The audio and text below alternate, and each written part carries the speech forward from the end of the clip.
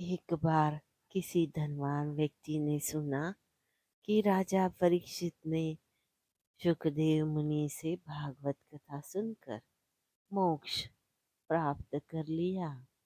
तो उसके हृदय में भी श्रीमद् भागवत के प्रति बड़ी श्रद्धा उत्पन्न हो गई। उसने सोचा कि क्यों ना भागवत कथा सुनकर मोक्ष की प्राप्ति कर लूं। अब वह धनवान व्यक्ति भागवत कथा सुनने के प्रयोजन से उस नगर के एक नामी ब्राह्मण के पास गया और उससे भागवत कथा सुनाने की विनती करने लगा। पंडित जी नगर के सुविख्यात ब्राह्मण थे। आए दिन वह बड़े बड़े भागवत कथा के आयोजन करते थे। धनी व्यक्ति के आग्रह को सुनकर पंडित जी ने उसका स्वागत सत्कार किया और बोले, श्री जी, यह कलयुग है। आज के समय में सभी धर्म कृत्यों का फल 4 गुना कम मिलता है। इसलिए यदि आप भगवत कथा का संपूर्ण फल पाना चाहते हैं तो आपको 4 बार भागवत कथा सुननी पड़ेगी। पंडित जी बड़े चतुर थे। वह 4 बार भागवत कथा कराने के बहाने भरपूर दान दक्षिणा पाने का इच्छुक था। लेकिन पंडित जी की यह चालाकी धनी व्यक्ति नहीं समझ पाया और बोला, अवश्य पंडित जी, जैसा आप उचित समझे। भागवत कथा का आयोजन हुआ। परीक्षित ने केवल 1 सप्ताह भागवत सुनी थी, जबकि धनी व्यक्ति ने 4 सप्ताह भागवत कथा सुनी, फिर भी कोई लाभ होता हुआ नहीं दिखाई दिया। पंडित जी लाभ होने का आश्वासन देकर कथा समाप्त करके दक्षिणा की पोटली बांधकर अपने घर चले गए। धनी व्यक्ति बेचारा चिंतित रहने लगा।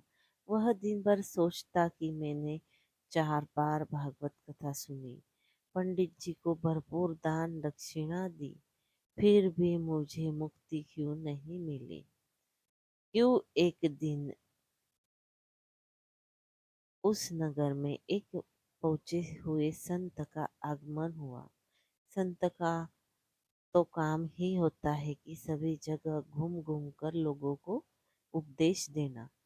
जब धनी व्यक्ति को संत के बारे में पता चला तो वह भी अपनी समस्या लेकर उनके पास गया और बोला, महात्मा, मैंने सुना है कि परीक्षित ने 1 बार भागवत कथा सुनकर मोक्ष प्राप्त कर लिया था।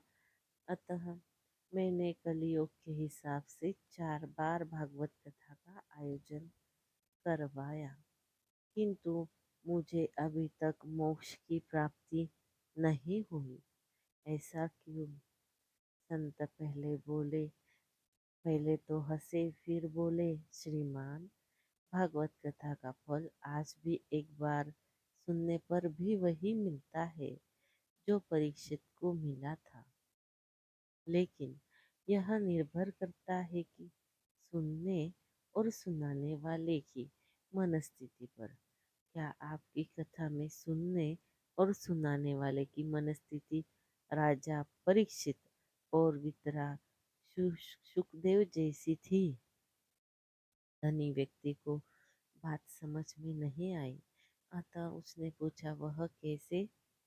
संत महाशय बोले, क्या आपको मालूम नहीं, राजा परीक्षित को उन 7 दिनों में केवल मृत्यु दिखाई दे रही थी और वितरा सुखदेव मुनि भागवत कथा उन्हें केवल कल्याण अर्थात मृत्यु भय से निवारण के लिए सुना रहे थे, ना कि अपने लोभ और लालच की पूर्ति के लिए। बस यही कारण है कि आपको 4 सप्ताह की भागवत भी मोक्ष न दिला सकी, जबकि राजा परीक्षित ने 1 बार सुनकर ही मोक्ष प्राप्त कर लिया। शिक्षा। आजकल के कथाकार भी पंडित जी जैसे चालाक है। जो केवल दान दक्षिणा के लोभ और लालच से भागवत कथा का आयोजन करते हैं और करवाते हैं, तथा श्रोतागण भी पांडाल से निकलते ही सारी कथा वही छोड़ आते हैं। कुछ लोग अच्छी अच्छी बातें याद रखते हैं तो केवल मनोरंजन और दूसरों को सुनाने के लिए। दोस्तों, ज्ञान थोड़ा भी हो, लेकिन अगर वह अमल में लाया जाए तो आपको महान बना सकता है।